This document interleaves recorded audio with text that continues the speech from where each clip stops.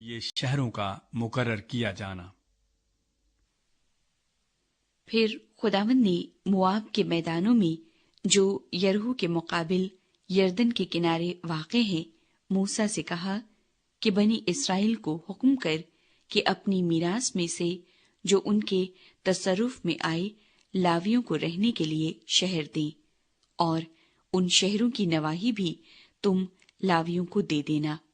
یہ شہر ان کے رہنے کے لیے ہوں،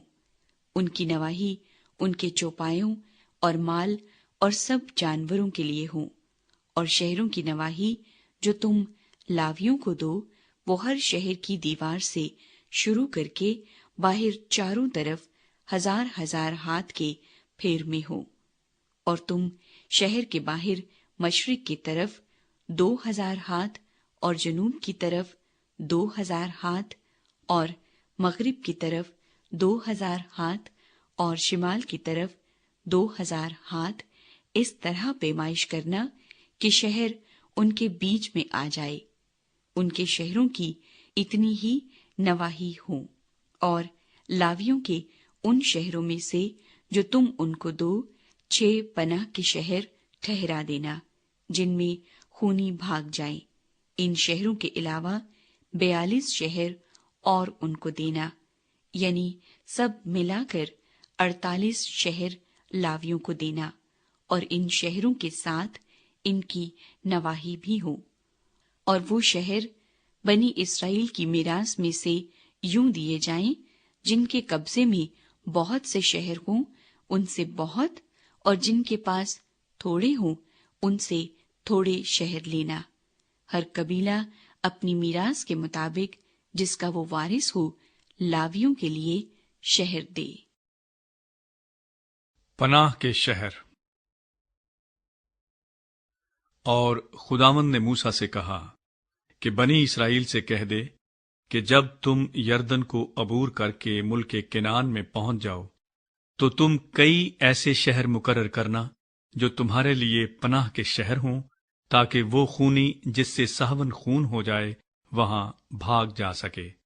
ان شہروں میں تم کو انتقام لینے والے سے پناہ ملے گی، تاکہ خونی جب تک وہ فیصلے کے لیے جماعت کے آگے حاضر نہ ہو تب تک مارا نہ جائے۔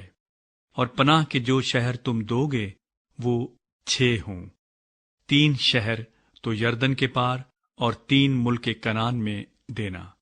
یہ پناہ کے شہر ہوں گے۔ ان 6 شہروں میں بنی اسرائیل کو اور ان مسافروں اور پردیسیوں کو جو تم میں بود و باش کرتے ہیں پناہ ملے گی، تاکہ جس کسی سے سہون خون ہو جائے وہ وہاں بھاگ جا سکے۔ اور اگر کوئی کسی کو لوہے کے ہتھیار سے ایسا مارے کہ وہ مر جائے تو وہ خونی ٹھہرے گا، اور وہ خونی ضرور مارا جائے۔ یا اگر کوئی ایسا پتھر ہاتھ میں لے کر جس سے آدمی مر سکتا ہو کسی کو مارے اور وہ مر جائے تو وہ خونی ٹھہرے گا، اور وہ خونی ضرور مارا جائے۔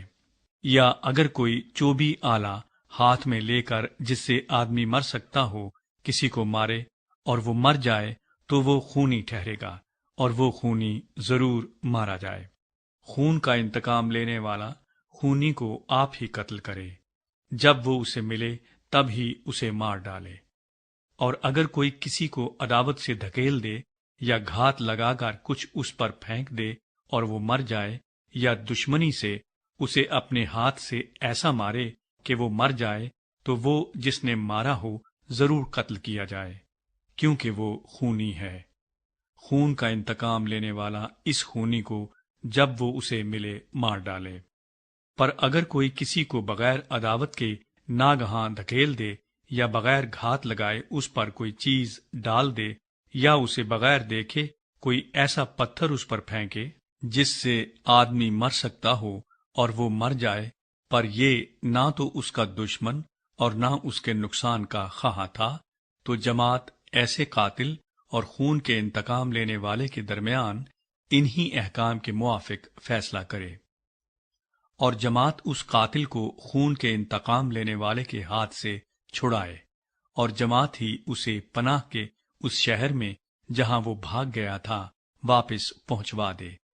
اور جب تک سردار کاہن جو مقدس تیل سے ممسوح ہوا تھا مر نہ جائے تب تک وہ وہیں رہے۔ لیکن اگر وہ خونی اپنے پناہ کے شہر کی سرحد سے جہاں وہ بھاگ کر گیا ہو کسی وقت باہر نکلے اور خون کے انتقام لینے والے کو وہ پناہ کے شہر کی سرحد کے باہر مل جائے اور انتقام لینے والا قاتل کو قتل کر ڈالے تو وہ خون کرنے کا مجرم نہ ہوگا،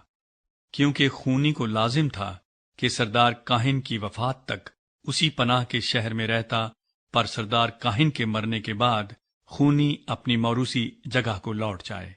سو تمہاری سب سکونت گاہوں میں نسل در نسل یہ باتیں فیصلے کے لیے قانون ٹھہریں گی۔